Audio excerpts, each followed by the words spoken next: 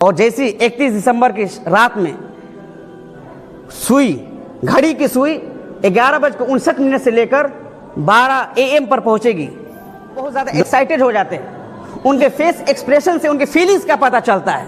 بہت سارے ایسے نوجوان پہلے سے موبائل میں میسج ٹائپ کیے رہتے ہیں اور ویٹ کرتے ہیں 11:59 کا، جیسی 12 بجے گا ہمیں سینڈ بٹن پر کلک کرنا ہے تاکہ صبح میں ان سے کہہ سکوں کہ سب سے پہلے میں نے آپ کو مبارکباد پیش کی ہے۔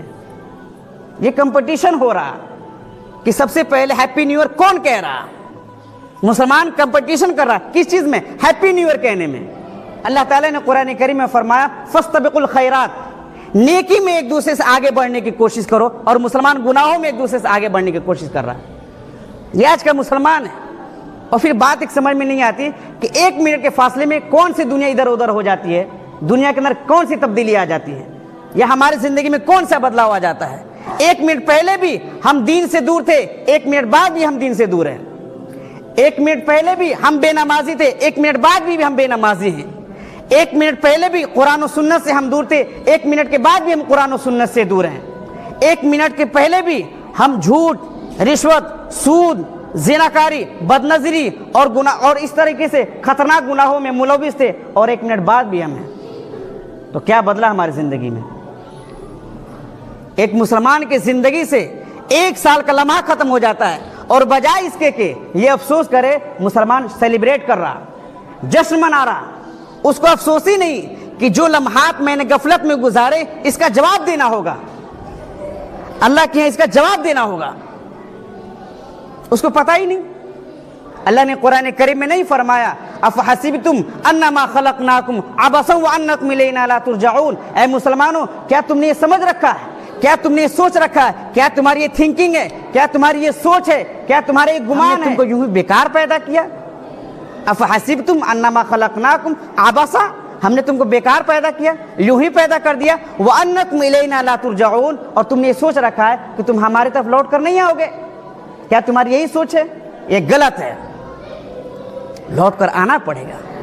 اس لیے تو اللہ کے نبی صلی اللہ علیہ وسلم نے فرمایا ہے لا تزول قدم ابن آدم یوم القیامت عند ربی حتی یسأل عن خمس، کہ کل قیامت کے دن ایک انسان اللہ تعالیٰ کے سامنے اپنے قدم کو ہلا بھی نہیں سکتا جب تک کہ ان 5 سوالوں کا جواب وہ نہیں دے دے گا۔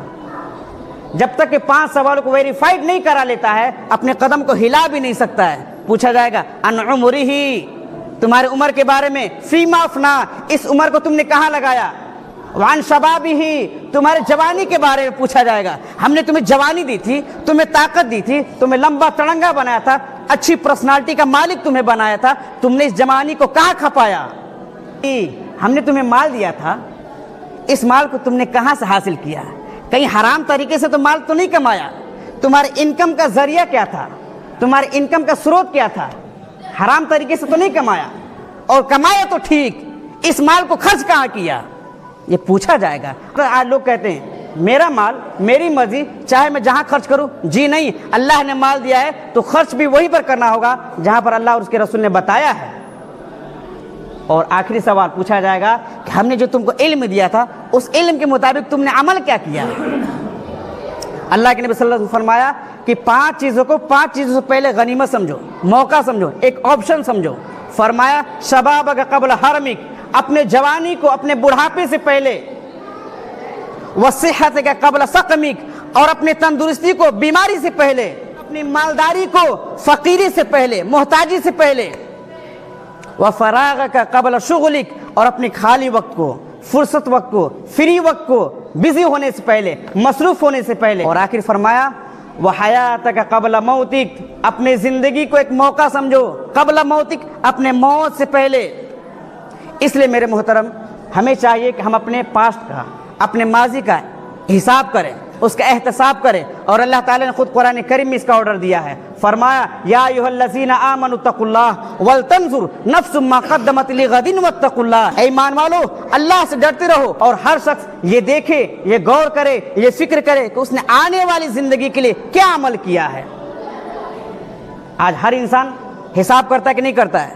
ہر بزنس مین حساب کرتا ہے کتنا پروفٹ ہوا، کتنا کا لاس ہوا، کتنا فائدہ ہوا، کتنا نقصان ہوا۔ تو ہم اپنی زندگی کا بھی تو حساب کریں. اللہ کے نبی صلی اللہ علیہ وسلم نے فرمایا حاسبو قبل ان تحاسبو, اپنا محاسبہ کرو, اپنے آپ کو پرکھو, اپنا جائزہ لو, اپنا اسسمنٹ کرو قبل اس کے کہ تم کو پرکھا جائے, تمہارا حساب کتاب لیا جائے. اس سے پہلے کیا کر لو, حساب کتاب کر لو. تو نیا سال آنے والا ہے, اس کے لیے ہمیں سوچنا ہے کہ اب تک جو زندگی ہماری گزری ہے, نماز, روزہ, حج, زکوٰۃ, باوجود اس کے فرض ہونے کے ہم نے اس کو ادا نہیں کیا, ہم نے اس میں کوتاہی کی. آنے والا نئے سال کے لیے ہم فیوچر پلاننگ کے لیے اپنے تیار ہو جائیں.